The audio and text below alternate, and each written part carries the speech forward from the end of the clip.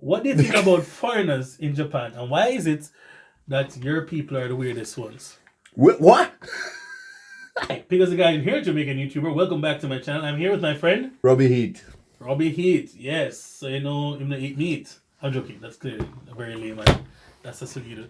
Alright, anyway, so we're just here sitting after making some music and stuff, and I told him that I wanted to talk about, things. Like how Japan is opening up again. Well, it's already open. Like an asthmatic whore that she is.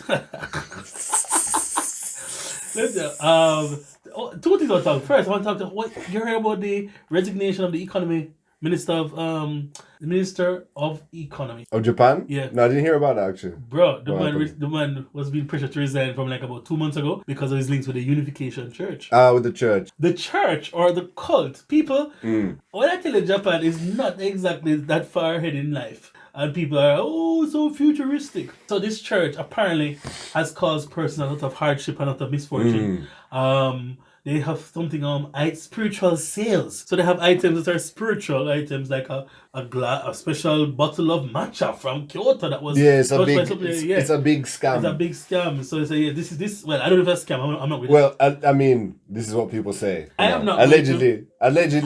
If you invest in these things, you get some kind of blessings back from it. But you know what I mean? Yeah, we know about investments, don't we? Anyway, but yeah, so you like a special cloth. They do it in the West as well. Like special bottle of oil or money oil or a lot of stuff that they do that people believe in. And remember they say believe kill and believe also cures. So if you believe in it and something happens, right? Then, so that has been a big thing. And that church also used to do like get votes for certain parties. So they have persons volunteer and they go and try to get votes and vote for certain parties. LDP. So it's crazy. Even when Abe, rest in peace, Shinzo. But yeah, he was a big thing with him and the church, right? So there's a few of them actually. There's a few of these. There's one in Tokyo. There's one in Ginza. I don't even know what it is, to be honest. Like what actual religion they class it as. If it's a religion on its own, or if it's a type of Buddhism, or if it's a type of this one is a type of Christianity, right? Think, But there's a Buddhist type one as well, which does a similar kind of thing. So more radical? I think it's called Soka Gakkai. They call it. Okay. And it's like a Buddhist sect, and a lot of them like it. Not the main party, but the one that they're aligned with. The Komeito, they're like big in that one, and it's a similar kind of thing. Like they have a lot of followers, and they get them to invest. Well, not invest, but like spend money on these things, spiritual items, and hopefully get something back from it. Yeah. So with the economy already tanking in Japan, 150 yen to $1, I have never seen this in all the 8 years I've been here. Crazy. Madness. Usually Japan was known for pegging the foreign exchange rate. Why for the pegging? But yeah, they used to set it, fix the rate at a certain amount, so it would never pass in that certain level. So the economy was always safe. But the reason for this devaluing the yen is to encourage persons to stay in Japan, and to encourage persons to come to Japan and shop. So when Floyd Mayweather was here the other day buying up all these Louis Vuitton and Gucci, it is very cheap to shop in Japan right now. Right. So I guess it's a way of encouraging. But in that, you also hurt local businesses because they can't import anything because the value is gone up. So I guess they're saying it's bad for imports. Definitely. Yeah, so I guess they want to export more. So if the difference between exports and imports is greater, EX minus IM gives you a greater something for price. I can't remember what it is. There's a formula in economy. What do you think about foreigners in Japan, and why is it that your people are the weirdest ones? What? Alright, let me rephrase. You see, I just dropped it on me like that. What?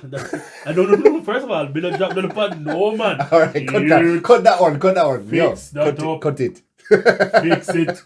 So, what I'm saying is that why is it that foreigners in Japan tend to be weird, and of the foreigners that are in Japan, black versus white, who you think is weirder? I said black versus white. Yeah, I'm saying black versus white because that is the reason. That's what see there.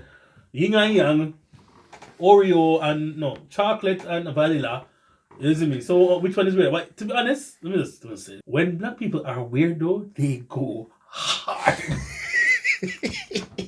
Like the wife for the hard dogs. Wife for the hard. When they go weird, they are going weird and never to return. You have different black people's weird tears are just. You see me? But to be honest, I kind of just feel like foreigners in Japan in general. Or just a different just cloth. weird, just different, yeah. They just cut different. And So there are no normal people in Japan who are foreigners, you think? I just think it comes out of why do people actually come to Japan? Because only probably a certain number of reasons why.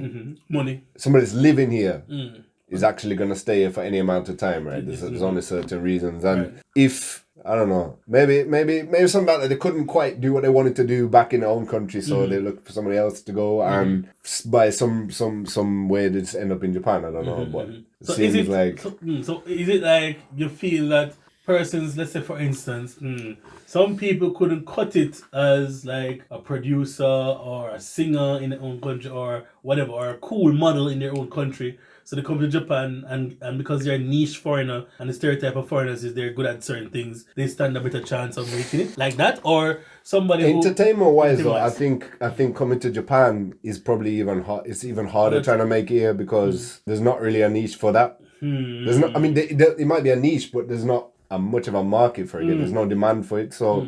Like people, you know what I mean? If as for example, as a music artist, I don't know about production wise. I don't know if that's really, because you can produce music for anybody anywhere, and as long as there's artists that like your sound, then that can work. You know what I mean? But as an artist, I think Japan, for foreigners trying to make it as an artist, as a musical artist in Japan, is a kind of a steep, not learning curve, but it's a high obstacles, a lot of obstacles to get over, right? Are you think in terms of what, the Japanese level, the speaking Japanese is really a hindrance to those, or just the fact that there's so much tape and different levels of things you have to get through? I think for one thing, like the music industry in Japan is not really built on.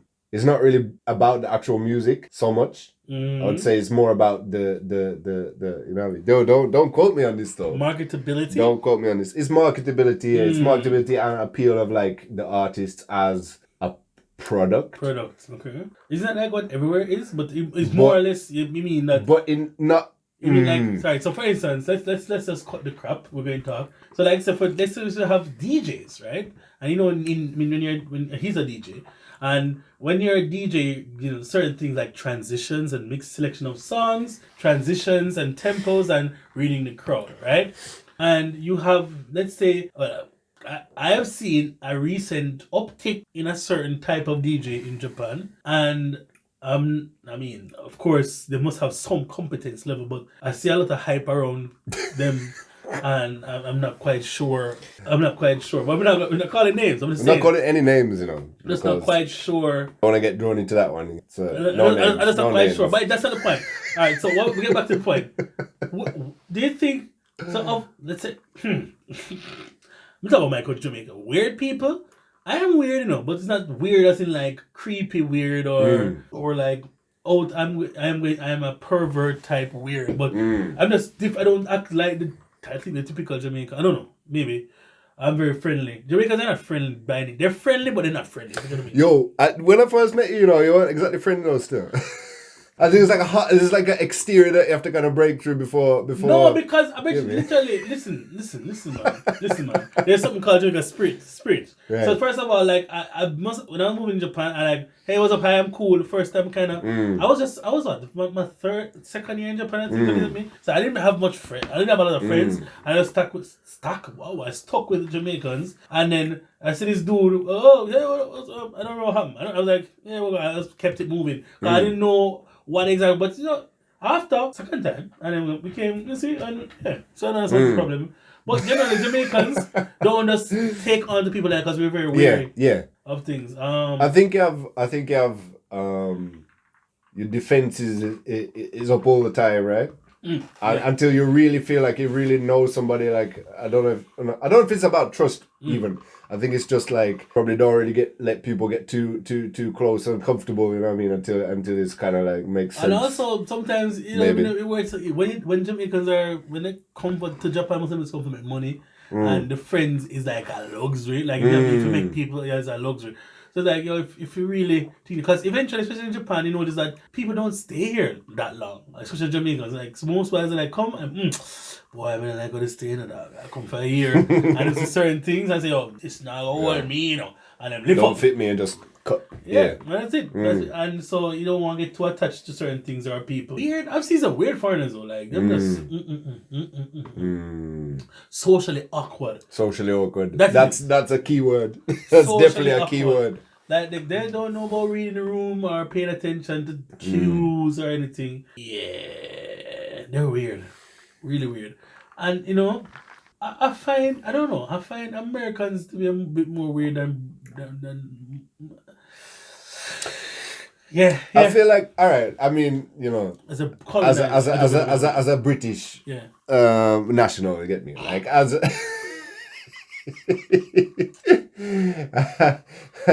as somebody from Britain, right? I would say I find Americans to be larger than life anyway. A lot more confident and outspoken than British people. Probably the average British person probably would be, at least when you're talking to strangers or you know what I mean, like when you're meeting somebody for the first time. So I expect that anyway. But then like the Americans that I met in Japan, a lot of them is just like a next level of that extra level. Yes. Yeah.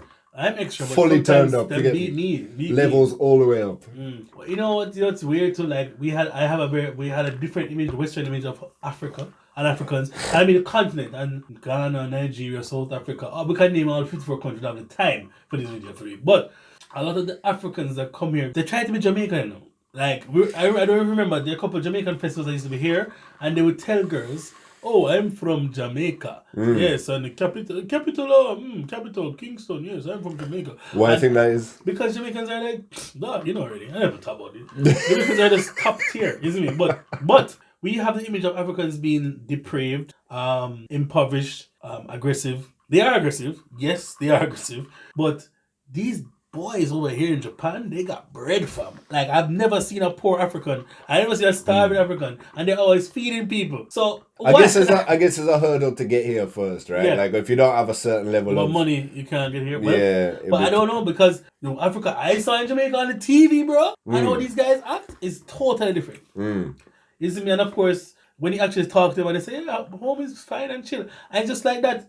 I just realized that growing up, narratives play such an important role, because if you depends on who is telling you the story, right? You get a totally different image. So when somebody tells me about Japan, who's not from Japan, I say, bro, what are you talking about? Especially the corona thing. Oh, Japan has corona under control. I'm like, right.